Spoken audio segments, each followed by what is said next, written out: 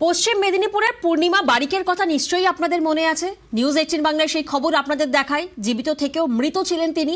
আর এবার আরো একটি খবর আপনাদের দেখাবো। এই খবর জলপাইগুড়ি থেকে। দিব্যি হেঁটে চলে বেড়াচ্ছেন, কিন্তু সরকারি খাতায় তিনি মৃত, তাই সরকারি সুযোগ সুবিধাও বন্ধ। কিন্তু আপনাদের জানিয়ে রাখি, গত 4 বছরে তিনি কিন্তু দুবার ভোটও দিয়েছেন, তারপরেও তিনি মৃত। দেখুন,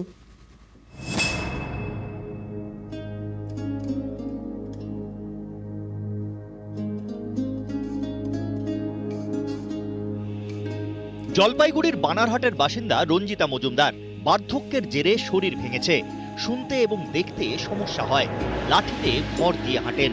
কিন্তু সরকারি খাতায় এই মানুষটি মৃত, তাই বন্ধ সরকারি সুযোগ সুবিধা। আবাস যোজনার ঘর পাননি, 4 বছর ধরে বন্ধ বার্ধক্য ভাতা।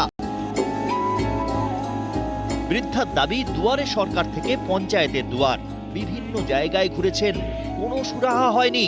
4 বছরে দুবার ভোট দিয়েছেন, তবু সরকারের খাতায় তিনি নাকি বেঁচেই নেই। তাহলে ভোট দিল কি ভূতে? আমি তো বাঁচি আছি, আমি 60 বছর ধরে পাইনি, আমি মৃত্যু হইলাম, ভোটও দিলাম, এক ভোটও তো আমার মিস নেই। বানারহাট গেছি, ধূপগুড়ি গেছি। কোথায়? বিডিও অফিসে? হ্যাঁ, দুয়ারে সরকারের কাছে গেছি। অঞ্চলে কি কইছে? মৃত্যু হয়েছি। যারা বয়স্ক ভাতা পায় তাদের প্রতি বছর বছর লাইফ সার্টিফিকেট জমা দিতে হয়। আমরা যখন জানতে পারলাম, আমরা খুব তাড়াতাড়ি চেষ্টা করছি উনার এরিয়া সহ যেন সমস্ত টাকা পায় তার ব্যবস্থা আমরা করছি।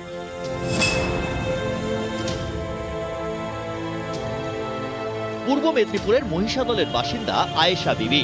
36 বছরের এই মহিলার অ্যাকাউন্টে লক্ষ্মীর ভান্ডারের টাকা ঢুকছে না, কারণ লক্ষ্মীর ভান্ডার পোর্টালে তাকে মৃত বলে দেখানো হয়েছে। স্বামী সন্তান নিয়ে আয়েশা বিবির অভাবের সংসার, স্বামী দিনমজুর, সংসার চালাতে লক্ষ্মীর ভান্ডারের টাকা বড় ভরসা, সেটাই 7 মাস ধরে বন্ধ। পঞ্চায়েত এবং বিডিও অফিসে গিয়েও কোনো কাজ হয়নি বলে অভিযোগ।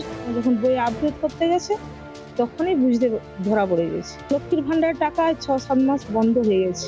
জীবিত মানুষ আছে, মৃত কি করে করেছে, যিনারা করেছে তারা কি করে করেছে, তাদেরকে ঠিক করতে হবে। বেনিফিশিয়ারি আবার টাকা পা, আমি কে কোন এলে দোষ আমি কারো ঘাড়ে দিতে চাইবো না। আমি চাইছি যে যেখান থেকেই হোক না কেন এটা কারেকশন করিয়ে মহিলার টাকা পা।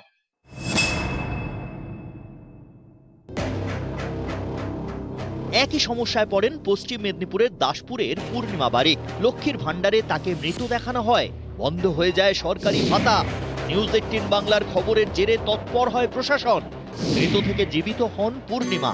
8 মাস পর লক্ষ্মীর ভান্ডারের বকেয়া টাকাও ঢোকে তার অ্যাকাউন্টে। বানারহাটের বৃদ্ধা কবে থেকে বার্ধক্য ভাতা পাবেন, কিংবা মহিষাদলের মহিলার অ্যাকাউন্টে কবে ঢুকবে লক্ষ্মীর ভান্ডারের টাকা? উত্তরের অপেক্ষায় রঞ্জিতা, আয়েশা, দুজনেই জীবিত হয়েও সরকারি খাতায় মৃত। রকি চৌধুরী এবং সুজিত ভৌমিক, নিউজ 18 বাংলা।